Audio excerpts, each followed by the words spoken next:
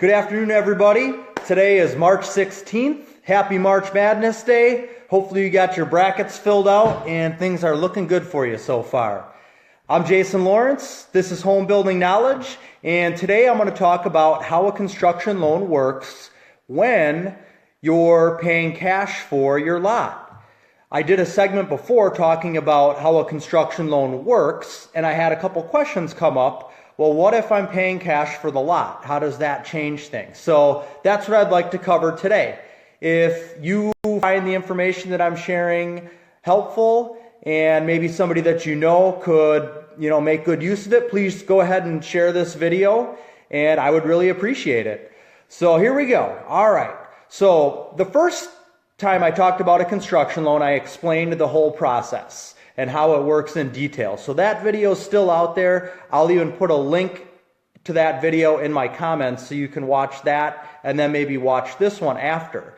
But I had somebody ask me, well, what if I'm paying cash for the lot? How does that then work with the construction loan?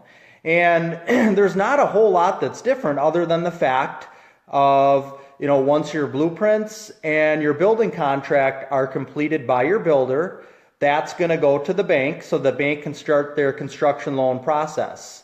And if you're paying cash for the lot, instead of having to put down, right now a lot of banks require as little as 5% down. So if you were going to be putting down 5% to get your construction loan started, but you already own your lot, you pay cash for the lot, you already own it, the bank is going to take the amount that you paid for the lot, and that's going to act as your down payment or as your collateral towards your down payment. So if you bought a lot for, say, $40,000 and you paid cash for it, then that $40,000 that you have basically in equity in the lot can be applied towards your construction loan. So you will still have to pay closing costs from the bank. So the bank still charges, we'll say $1,500 to, do of all of their work. And that's a separate fee that you have to pay. So the equity that you have in the lot, the $40,000 that you paid towards the lot, acts as your 5% down payment. The closing costs are in addition to that 5% down payment. And if you're working with a builder that requires a deposit up front, which typically, normally a lot of builders do. Thanks for joining me. If you have any questions, you can leave me a comment in the comment section.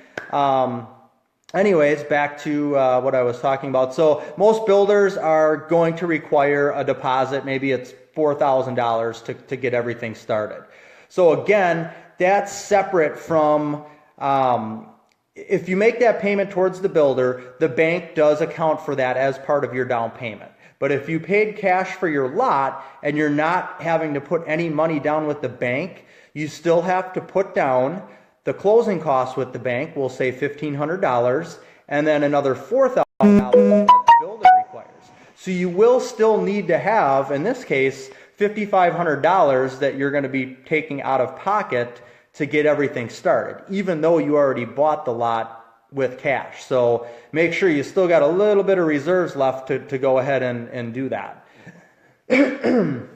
If you bought your lot and you financed it, so say you bought your lot, 2 or 3 years ago, and you bought the lot for $50,000 and you financed the lot, and now a few years later you only owe $25,000 on the lot, then the bank can go ahead and take the difference between what you still owe on the lot and what the lot's worth. So in this case, with a $50,000 lot, if you owe $25,000 and you paid $50,000 and it's worth $50,000, the bank can take that $25,000 of equity and use that as part of your down payment. Sorry, one second. Okay, sorry about that. I had a little frog in my throat there. I think that's about the gist of it, and that was the main concern or the couple of questions that I got regarding the construction loan and if you already own the property or if you bought the property and paid cash for it. So I hope that covers maybe some of the misconceptions or questions that people had. And if there are any other questions that you have, please feel free to type that into the comment section, and I'll definitely come back and take a look at them and make sure I get the proper information to you. Again, if you feel this video was helpful, please share it with your family, friends, co-workers, anybody who's out there looking to build. This is something that you need to know right away up front before you get the process started, because you kind of want to know how much money you're going to have to take out of pocket.